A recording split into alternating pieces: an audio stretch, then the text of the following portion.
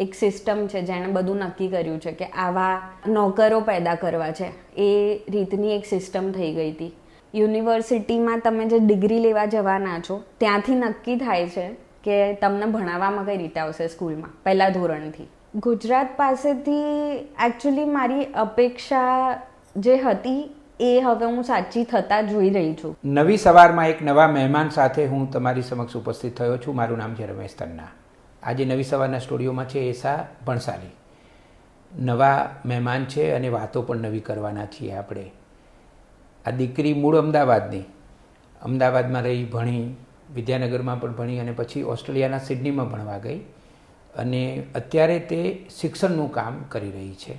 શિક્ષણમાં કંઈક નવો ઉન્મેષ, નવા વિચારો લઈને એ આવી છે અને તમે જાણો છો તેમ હવે નવી સવારમાં આપણે શિક્ષણ ઉપર વધારે ધ્યાન આપી રહ્યા છીએ, શિક્ષણના વધારે વિડીયો બનાવી રહ્યા છીએ. એસા, તારું સ્વાગત કરું છું. Thank you so much. તમારા જન્મદિવસે અહીંયા આવીને મને બહુ જ આનંદ થયો છે અને મારા માટે પણ ખુશાલીની વાત છે, આનંદની વાત છે કે મારા જન્મદિવસે હું એક યુવાનનો ઇન્ટરવ્યૂ કરી રહ્યો છું અને એનો વિષય શિક્ષણ અને કેળવણી છે. આપણે શરૂઆત કરીએ તમારા ઓસ્ટ્રેલિયામાં ભણવાથી. તમે ઓસ્ટ્રેલિયામાં જે પીએચડી કર્યું એનો વિષય શું હતો અને શા માટે તમે એ વિષય પસંદ કરેલો? એનો વિષય હતો ફિઝિક્સ એજ્યુકેશન રિસર્ચ. આ રિલેટિવલી નવું ફિલ્ડ છે. હરેક એજ્યુકેશનનું ડિપાર્ટમેન્ટ એટલે ફિઝિક્સ, કેમેસ્ટ્રી, મેથ કોઈ પણ દરેકની અંદર હવે એક એજ્યુકેશનના રિસર્ચની સ્ટ્રીમ ઊભી થઈ છે અને ઇન્ડિયામાં હજી આ કોન્સેપ્ટ નવો છે, આવી રહ્યું છે. અમુક ઇન્સ્ટિટ્યૂટ્સ છે HBCSE જેવી જ્યાં આવું એજ્યુકેશનનું રિસર્ચ ચાલે છે. અધરવાઇઝ આ નવું છે એટલે મને આ રિસર્ચ ગ્રુપ મળ્યું જે બહુ જ સારું ફિઝિક્સ એજ્યુકેશનમાં કામ કરી રહ્યું છે અને મને બહુ ગમ્યું એમનું કામ એટલે મેં એમના સાથે જોડાઈ. હું ફિઝિક્સનું બેકગ્રાઉન્ડ હતું મારું, બેચલર્સ અને માસ્ટર્સ ઇન ફિઝિક્સ.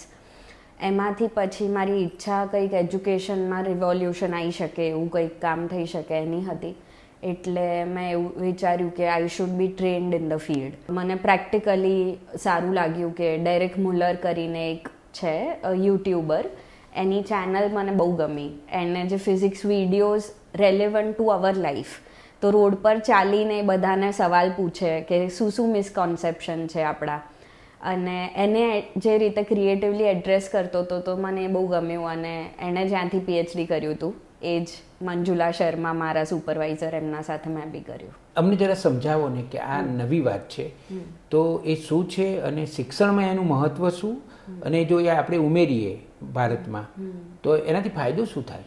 નવી વાત જે છે એ એકચ્યુઅલી બહુ એજ ઓલ્ડ વાત પણ છે, એ જ નવી વાત છે.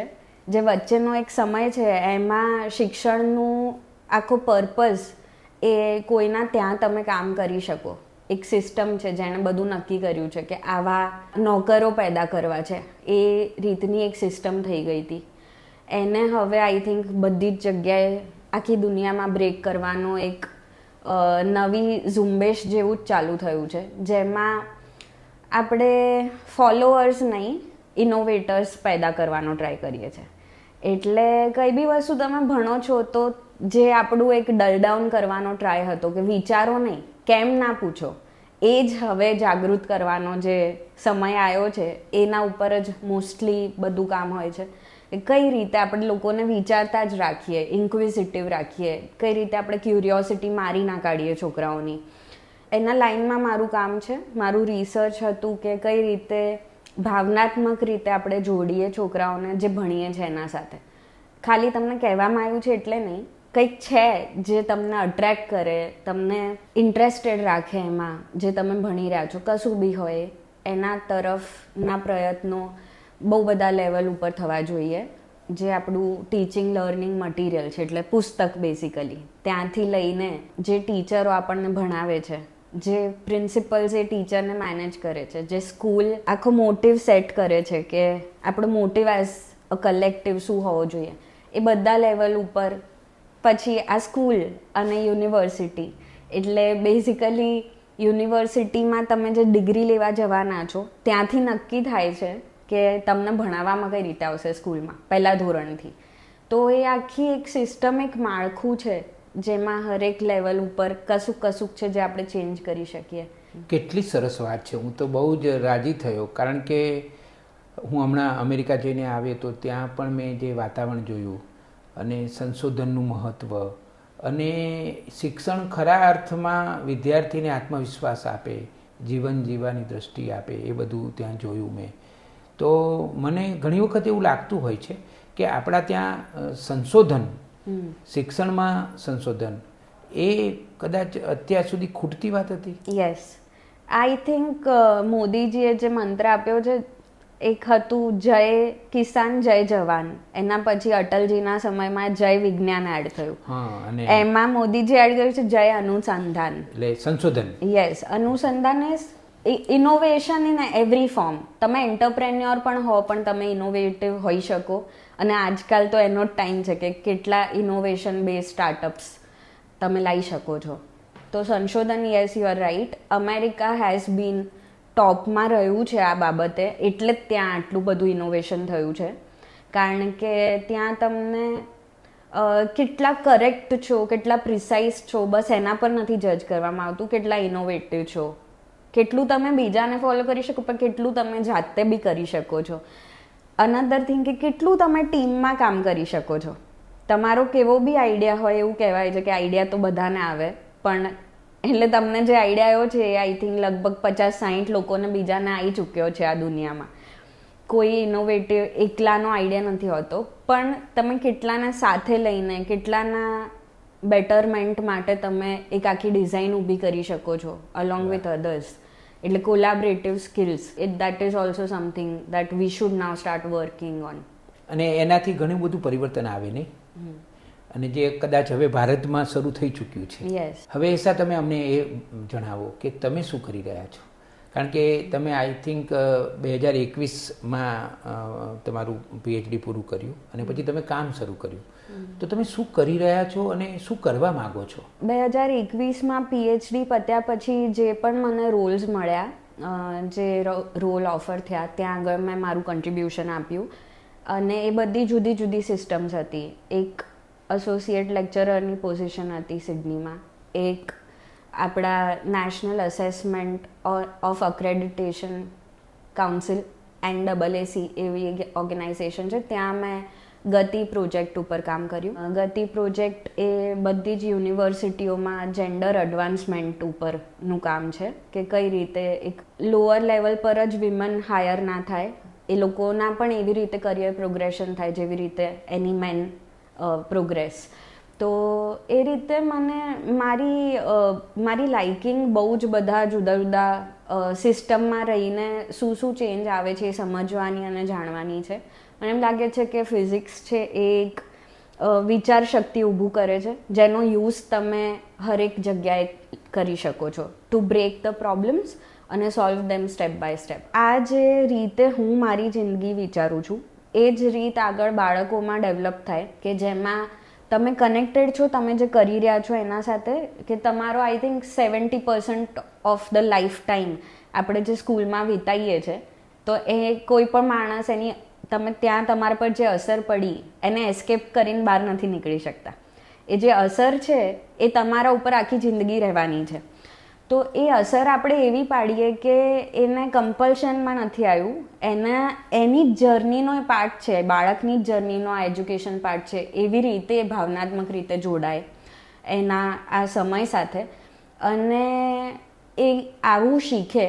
જે પણ સાયન્સના લગતા સબ્જેક્ટ્સ છે, આઈ વુડ સે હિસ્ટ્રીને એ બધું બી, બીજા લેંગ્વેજીસ છે, આ બધું એ રીતે ક્લબ કરીને આપણે એવી રીતે પીરસીએ એજ્યુકેશનમાં કે જેમાં વિચાર શક્તિ, સંશોધન શક્તિ, ક્રિટિકલી એનાલાઇઝ કરવાની શક્તિ, ક્રિએટિવિટી, આ બધું પ્રાધાન્યમાં આવી જાય અને સબ્જેક્ટ સબઓર્ડિનેટ થઈ જાય એના ટુ સર્વ ધીસ પર્પઝ.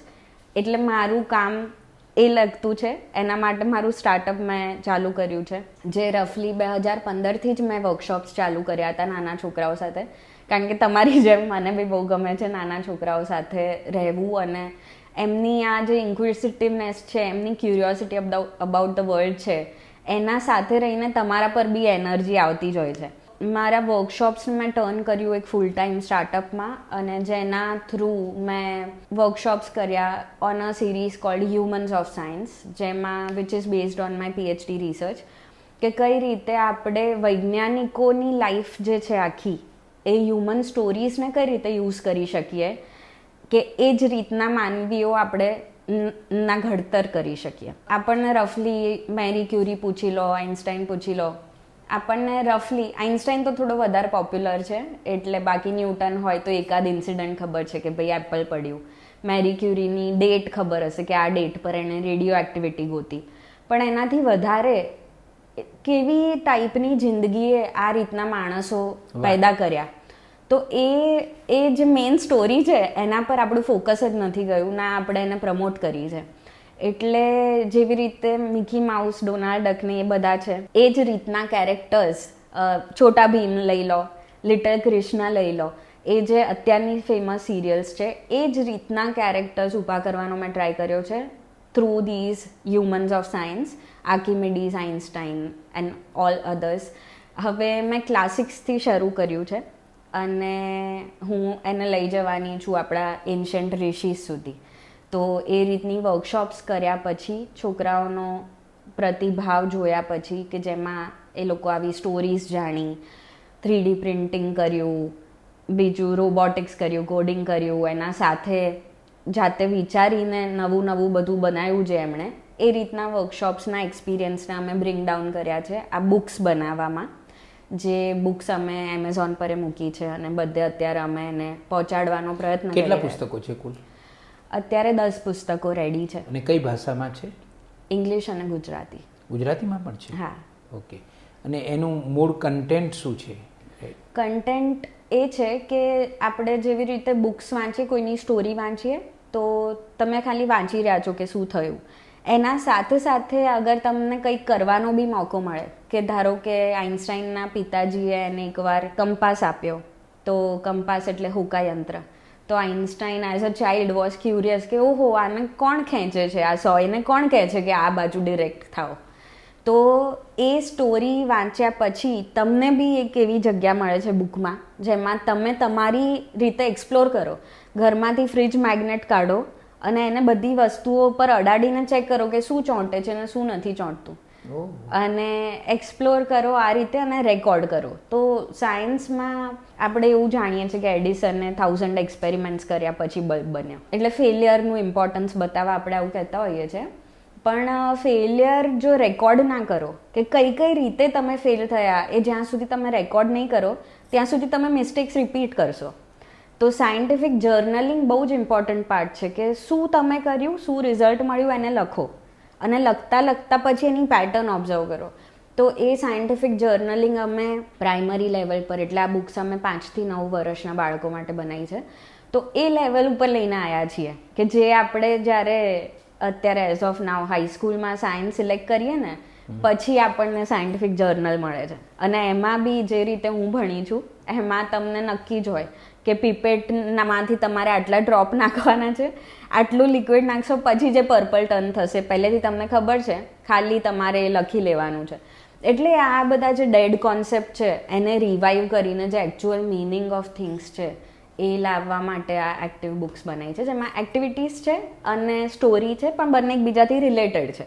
હવે એ બી બહુ ઇમ્પોર્ટન્ટ છે કે આપણે એમ કહીએ કે હેન્ડ્સ ઓન સાયન્સ હોવું જોઈએ, કે આવીને કરો, તમે કરવું બહુ સારું જ છે, હાથથી તમે કરો એ, પણ એનો કોઈ કોન્ટેક્સ્ટ હોય કે કેમ કરીએ છે, કશું ચાલી રહ્યું છે, તમને કોઈ પ્રોમ્પ્ટ મળી રહ્યો છે પછી તમે ડિસ્કવર કરો તો એનું કોઈ મતલબ બને છે. અધરવાઇઝ ખાલી કરવાનો બી કોઈ મતલબ નથી, જેવી રીતે ખાલી વાંચવાનો બી કોઈ મતલબ નથી. ગુજરાત પાસેથી તમારી શી અપેક્ષા છે?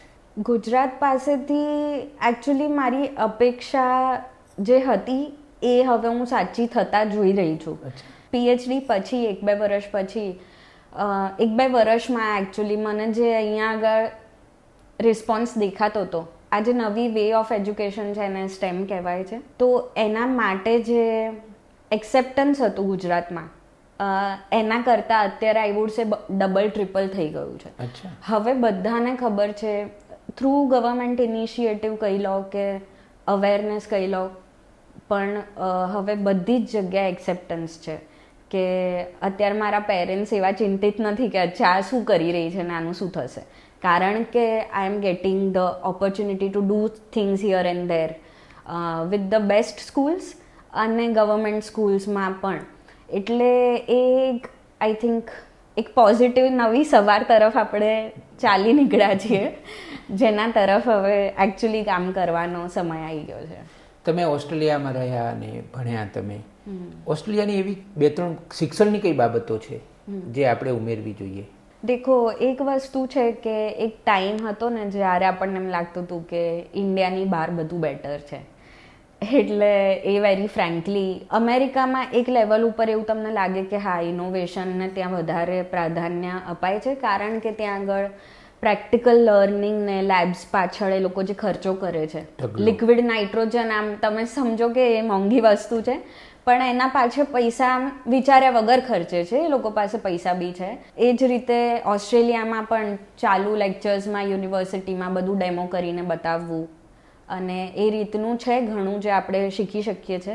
યુનિવર્સિટી ને કોલેજીસમાં જે પ્રોફેસર્સ મહેનત કરે છે ને, જેમ કે 1.5 કલાકનું લેક્ચર હોય, લિટરલી એ લોકો પ્રિપેર કરે કે કઈ રીતે આ હરેક છોકરાને આવડી જાય એ રીતે હું ભણાવું, અને બોર્ડ પર આખા પ્રોબ્લેમ સોલ્વ કરે.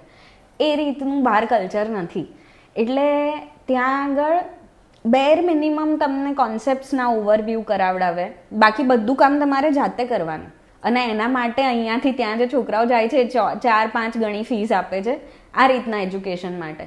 પણ છતાં બી એ શું કરે છે, તમને જ્યારે કશું પીરસવામાં નથી આવતું ત્યારે જ તમારી બુદ્ધિ તમે ખીલવવાનો પ્રયત્ન કરો છો. એટલે આપણે જે શીખવાનું છે ને એ બધા બહુ જુદા જુદા લેયર્સમાં શીખવાનું છે, કે આપણે જે મહેનત બહુ કરીએ છીએ, આપણે એટલો બધો સિલેબસ ભણાવીએ છીએ, એટલો બધો ભણાવવાની જરૂર નથી, તમે રિલેક્સ કરવાની જરૂર છે થોડી, અને થોડું હેન્ડ્સ ઓન કરવા દેવાનું, થોડું જાતે કરવા દેવાનું, થોડું કલ્પના શક્તિ, વિચાર શક્તિને પ્રાધાન્ય આપવાનું આપણી એક્ઝામ્સમાં બી.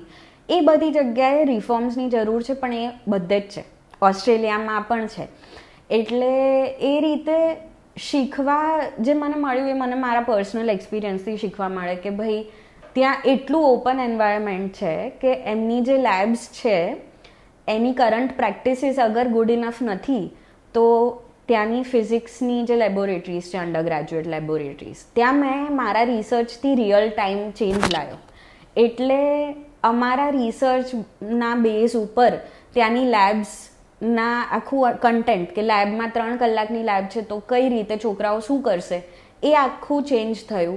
એની લેબ નોટ્સ બી અમે ડિઝાઇન કરી. એટલે કોઈક રિસર્ચર અગર ચેન્જ લાવવા માંગે છે તો એ રીતની ત્યાં સિસ્ટમ છે કે ચેન્જ લાવી શકાય, ટ્રાયલ થઈ શકે. બધા ટીચર્સ, બધા ટીચિંગ અસિસ્ટન્ટ્સ હોય બેઝિકલી ત્યાં, જે પીએચડી સ્ટુડન્ટ્સ રિસર્ચ કરતા હોય એ જ ભણાવતા બી હોય આવી લેબમાં.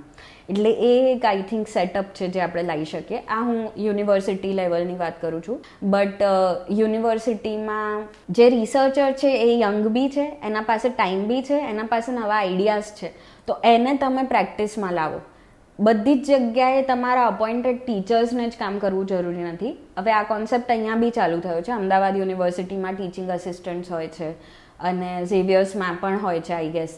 તો એ રીતના કોન્સેપ્ટને થોડું વધારે પ્રાધાન્ય આપો, એ રીતે કે સિસ્ટમ એ લોકો ખાલી ભણાવે એટલું જ નહીં, એ લોકો જો રિસર્ચ બી કરે એ રીતના હરેક ડિપાર્ટમેન્ટમાં આવું એજ્યુકેશન રિસર્ચ સેગમેન્ટ રાખો કે જેના થ્રુ નવી જે રેલેવન્ટ છે પેડેગોજી સ્ટાઇલ્સ એ બધી આવતી રહે આપણા એકચ્યુઅલ પ્રેક્ટિસમાં.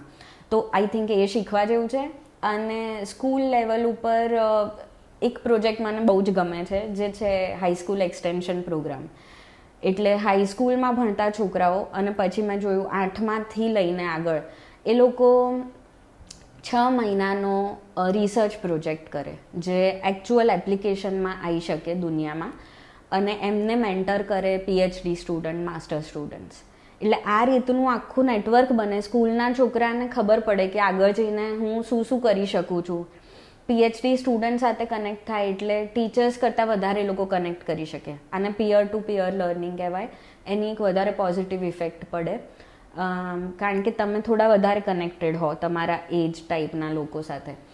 તો આઈ થિંક આ રીતના પ્રોજેક્ટ્સ છે જે આપણે ડેફિનેટલી લાવવા જોઈએ. અત્યારે જે છોકરાઓને ઇન્ડિયામાં ભણીને બહાર જવું હોય છે, અમેરિકા કે આખી દુનિયામાં ક્યાંય બી, એ લોકોમાં આ કોન્સેપ્ટ ફેમસ થયો છે કે ઇન્ટર્નશિપ કરવી છે. પણ એ લોકોને એટલી અવેરનેસ નથી કે ઇન્ટર્નશિપ એક પ્રોલોંગ્ડ પીરિયડનું કંઈક તમે આઉટકમ મળતું હોય એ રીતનું કામ કરો, ખાલી નામની ના કરો. નામનું 1-2 મહિના અહીંયા કરી લીધું, પછી અહીંયા કરી લીધું, અને આને કહેવાય છે પ્રોફાઇલ બિલ્ડિંગ.